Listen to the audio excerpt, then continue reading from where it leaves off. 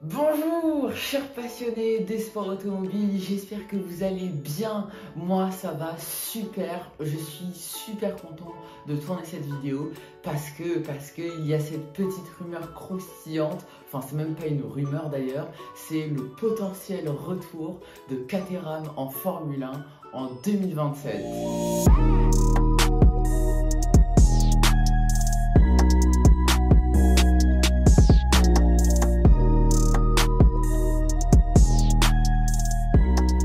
Alors pour ceux qui ne le sauraient pas, Caterham a été fondé en 1959 par Graham Nern et c'est en 1973 que Caterham achète les droits de production à Lotus.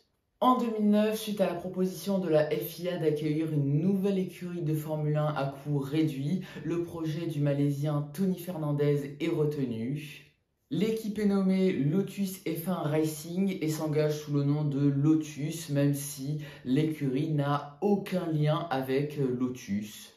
En 2011, l'équipe change de nom pour s'appeler Team Lotus, mais au même moment, Lotus veut s'intégrer aussi dans la compétition. Et c'est pour ça qu'ils vont engager des procédures judiciaires pour récupérer le nom Lotus. En avril 2011, Tony Fernandez annonce avoir racheté Caterham et en mai 2011, la justice confirme à Fernandez le droit d'utiliser le nom Lotus. Néanmoins, en décembre 2011, Tony Fernandez annonce que son équipe va à nouveau changer de nom pour s'appeler Caterham F1 Team. C'est un bordel!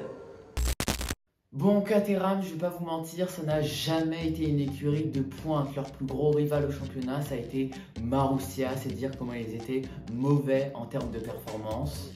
Alors en 2012, Caterham bat Marussia au championnat, bien qu'il n'ait marqué 0 points tous les deux. Et à partir du moment où Jules Bianchi est arrivé chez Marussia en 2013, Caterham finit. Ils ont été battus, c'est terminé. Caterham a été battu par Marussia en 2013 et en 2014 avec les 2 points inscrits par Jules Bianchi au Grand Prix de Monaco en 2014, celui que vous connaissez tous. Caterham se retire définitivement, si je peux dire ça comme ça, de la compétition en 2014, un peu en même temps que Marussia en fait. Et leur sentence est irrévocable.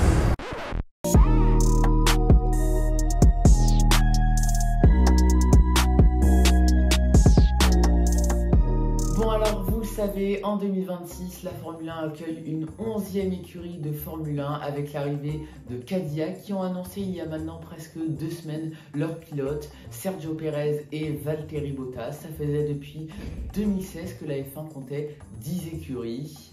Alors la FIA n'a jamais fermé la porte à une 12e écurie de Formule 1 et c'est la structure SKM Racing qui a montré son souhait de vouloir s'intégrer au championnat du monde de Formule 1 et de reprendre le nom Caterham.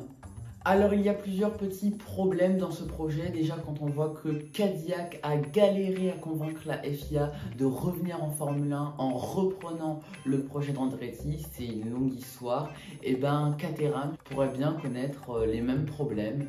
Ah!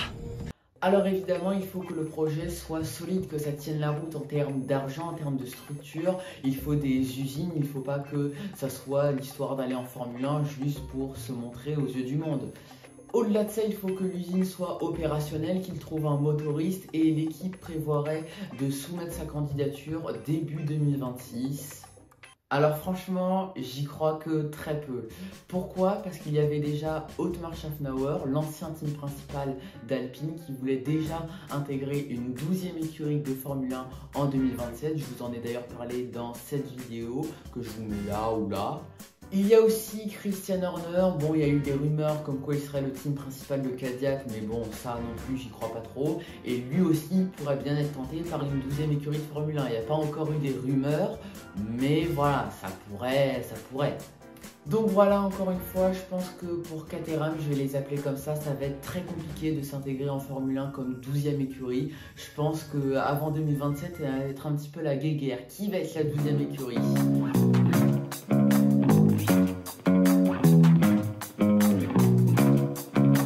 Alors une 12e écurie de Formule 1, c'est bien et en même temps, c'est pas fou. Alors le premier point positif auquel tout le monde parle, c'est plus de spectacles, plus de batailles en piste, c'est sûr, avec une 12e écurie de Formule 1.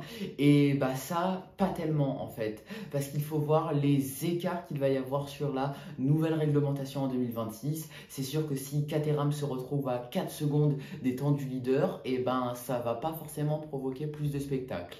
Deuxième point positif, une 12e écurie de Formule 1 dit forcément plus de pilotes, donc plus de chances pour les jeunes rookies en Formule 2 ou pour d'autres pilotes qui voudraient s'intégrer en Formule 1 et qui n'y arrivent pas. Par exemple, je pense à Théo Pourchaire qui n'a jamais réussi à intégrer la Formule 1 parce qu'il n'y a jamais eu de baquet disponible. Plus de baquets disponibles et plus de prodiges qui pourraient faire leurs preuves ou plus de pilotes qui pourraient se réintégrer en Formule 1. Il faut de la place dans la voie des stands en termes de logistique, il faut que ça marche, il ne faut pas que ce soit trop le bazar dans la voie des stands, sinon ça va créer un bazar absolu quoi. Bon voilà, cette vidéo touche à sa fin, j'espère qu'elle vous aura plu. Encore une fois, n'hésitez pas à me donner votre avis en commentaire sur cette 12e écurie de Formule 1. Et puis quant à moi, et bien comme toutes les semaines, je vous dis à très bientôt pour de nouveaux Grands Prix en Formule 1 et pour de nouvelles histoires toujours plus passionnantes sur le sport automobile. Ciao, chers passionnés!